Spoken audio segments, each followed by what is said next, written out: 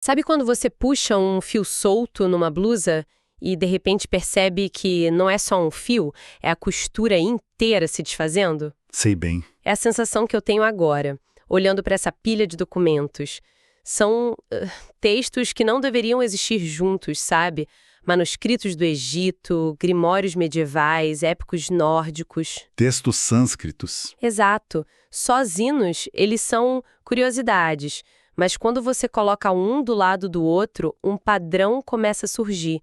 Um padrão, assim, que não faz o menor sentido, mas que é assustadoramente coerente. E é por isso que essa análise é tão delicada.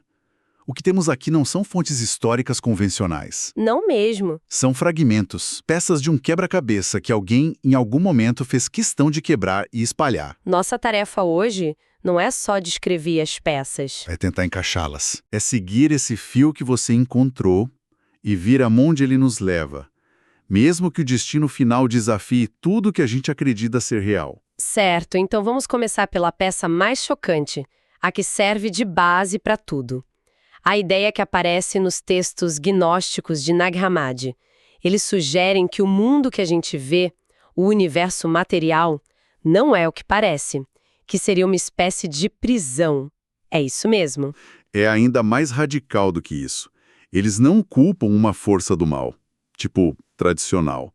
Eles apontam o dedo para o próprio Criador do nosso universo. O Criador, sim. Um texto como A Hipóstase dos Arcontes o chama de Demiurgo. O nome dele é Yaldabaoth, e a descrição é brutal.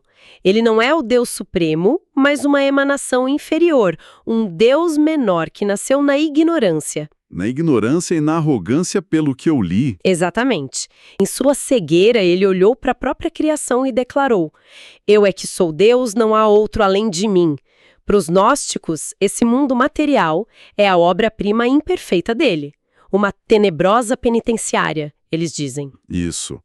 E nós, ou melhor, a centelha divina dentro de nós, estaríamos presos aqui. Mas espera aí, chamar o Criador de cego e arrogante, isso não soa meio como, sei lá, uma rebelião contra a autoridade? O que nesses textos sugere que isso é mais do que só heresia, que é quase uma descrição técnica de um sistema. Aí está o ponto. Eles não param no insulto. Eles descrevem a estrutura de poder. E Yaldabaoth não governa sozinho.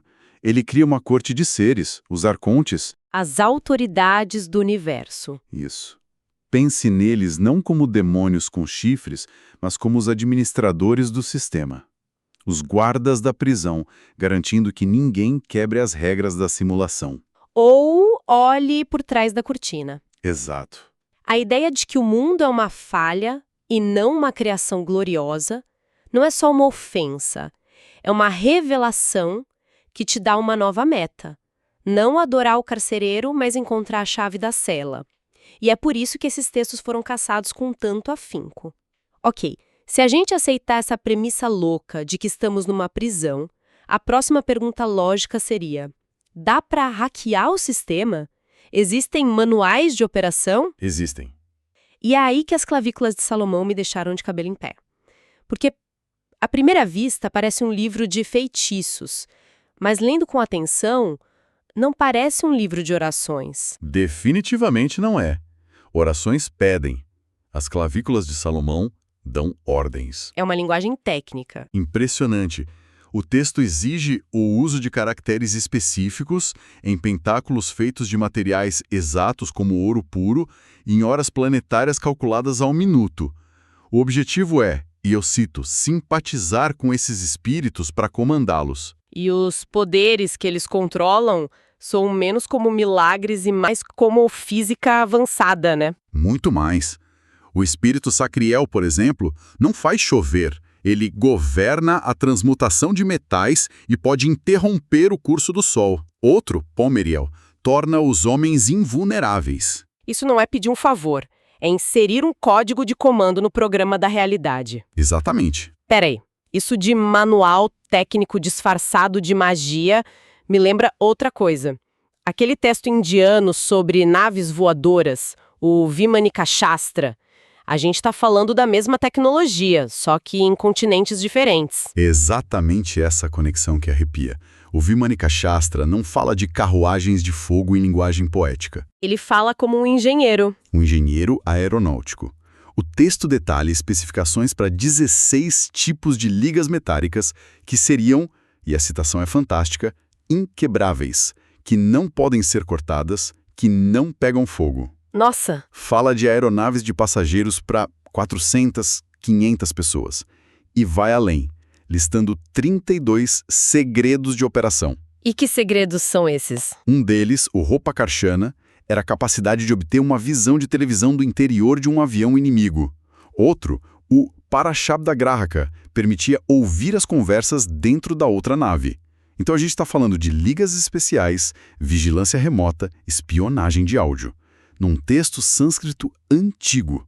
A pergunta que não quer calar é, o que a gente chama de mago na antiguidade talvez fosse só um nome antigo para engenheiro ou programador. E com o tempo, a gente esqueceu como a tecnologia funcionava e só sobrou o ritual. Quando você coloca os dois manuais lado a lado, um europeu e um asiático, a gente tem que pensar que eles não estavam rezando.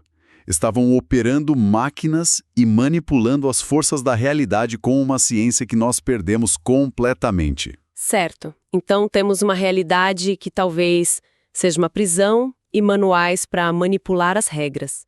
Isso me leva a pensar. Todo jogo tem um game over, né? E se o nosso não for um fim que a gente escolha?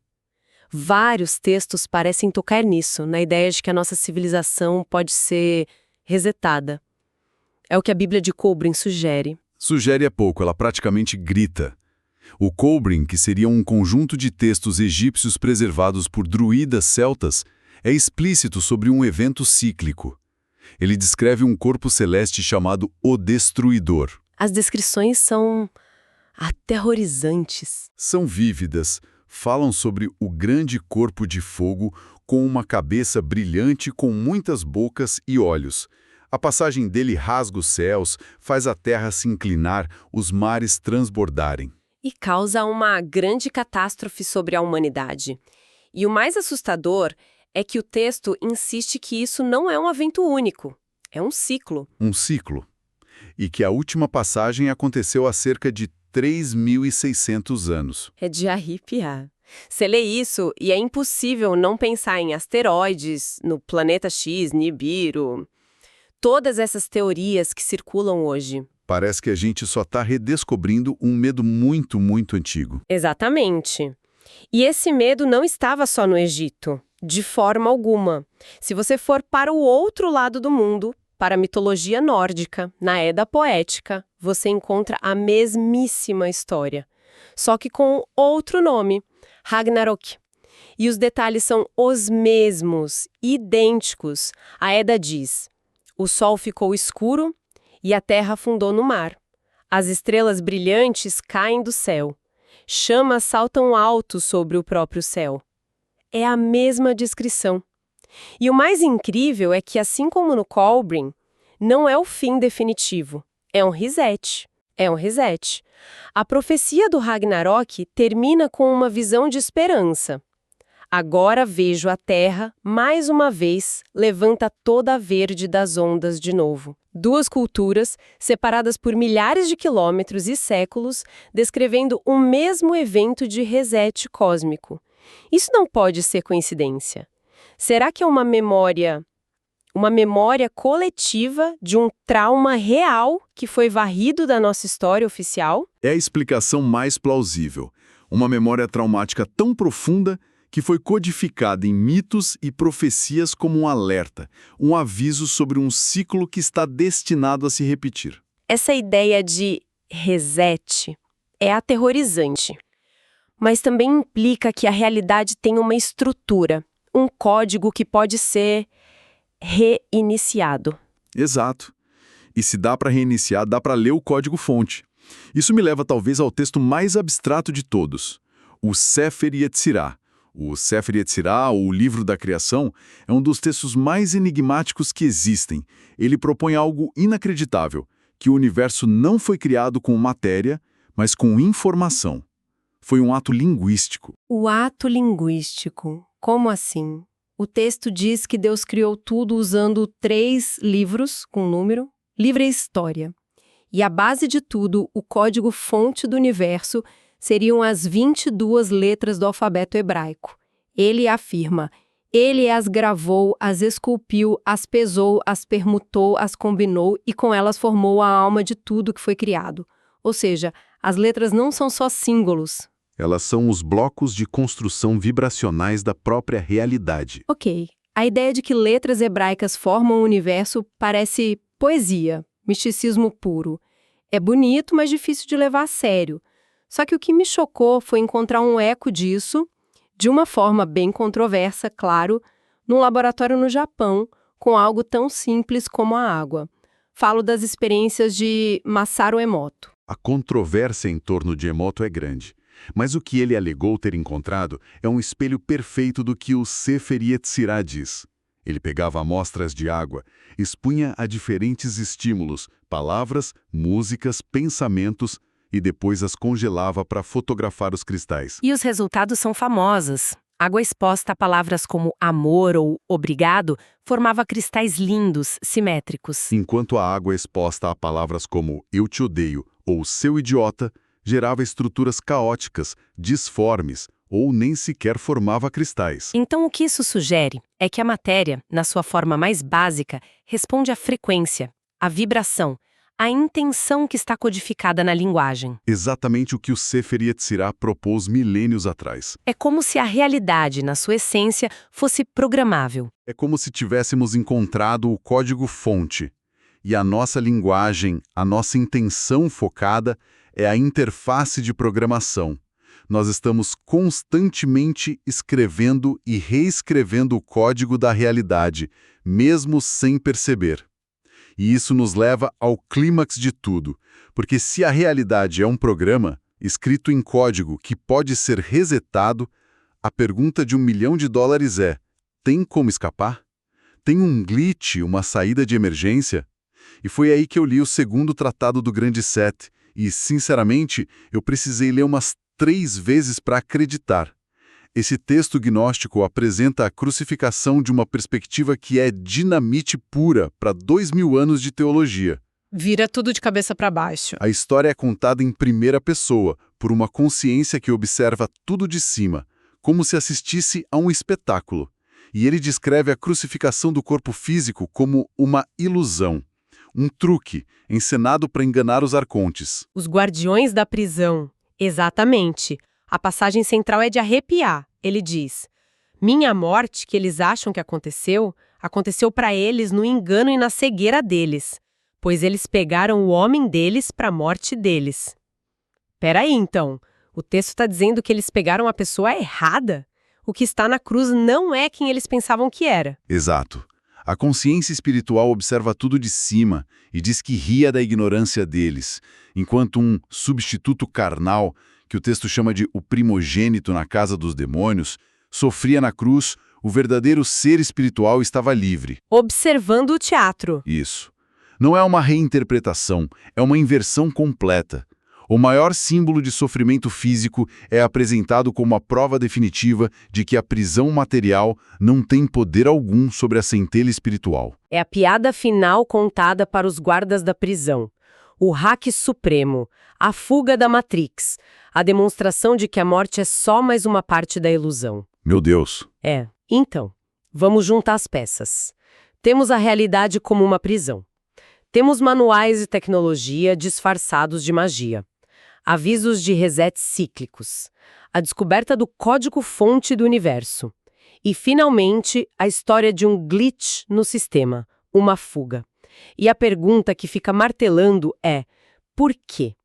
Por que essas narrativas, vindas de cantos tão diferentes do mundo antigo, contam uma história tão coerente entre si e, ao mesmo tempo, tão oposta à história oficial? Por que instituições como a ciência ou o Vaticano tratam esses manuscritos como se fossem radioativos?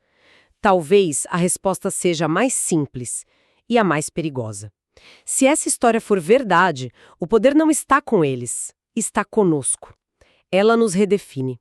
Não somos pecadores frágeis ou um acidente bioquímico. Somos seres divinos temporariamente com amnésia. com a capacidade de acordar e não só entender o jogo. Mas talvez mudar as regras. E há um tom de urgência nisso tudo. A Bíblia de Kobrin não é só história, é profecia. O retorno do destruidor é tratado como um evento futuro, inevitável. A mensagem escondida é que esse despertar da consciência não é um hobby filosófico. É uma preparação, uma necessidade urgente antes que o ciclo atual se feche. O que nos deixa com um pensamento final bastante inquietante, né? Se o universo realmente responde à linguagem, à vibração e à intenção, como todas essas fontes parecem concordar, Então talvez o ato de despertar seja mais do que só uma percepção passiva. talvez a própria consciência coletiva, focada em unificada, seja a força capaz de alterar o programa.